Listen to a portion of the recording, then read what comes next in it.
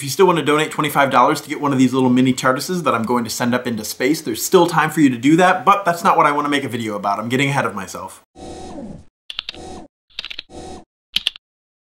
18 severed human heads were found at Chicago's O'Hare Airport because that's the kind of day we're having. The weirdest thing is that they've been there since before Christmas and news outlets are just now talking about this. The 18 severed human heads still had skin on them and they were wrapped in plastic and apparently they were completely legal. News outlets are reporting no foul play suspected, but how can they be so sure? How often does this sort of thing actually happen? As it turns out, it happens a lot more than you might think. Airport officials are assuming that the heads were for scientific research or a medical experiment, which is legal. For science. A spokesman from the Department of Homeland Security said that there's no issue with transporting body parts as long as it's for medical purposes. And as long as the person has the proper documentation. You know, for science. And everyone's asking, where were they heading?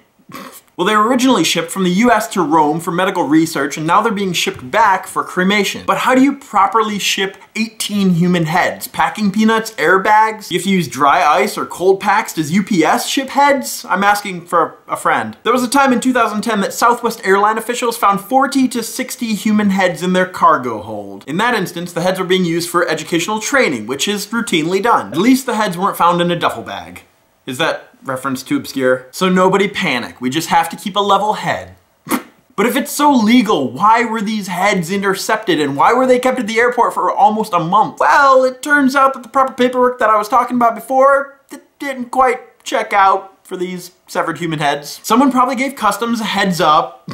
The paperwork looked a little bit wonky, so the officials x-rayed the containers and boom, 18 human heads. Like I said, no foul play is suspected, but the specimens won't be released until the proper paperwork is confirmed. Proper paperwork, proper paperwork. But what if it was foul play? They would need to put their heads together to get to the bottom of this. Maybe these 18 people were involved with the mob and they got in over their head. Some mob boss not getting the 18 heads on time? Heads will roll. They're probably 18 strong, independent, disembodied heads that don't need no body. Okay, enough with the head puns, but really, this isn't anything for you to lose your head over. I want you to scratch your head and come up with a punny comment about this story. You can do it, I believe in you, just use the old noggin.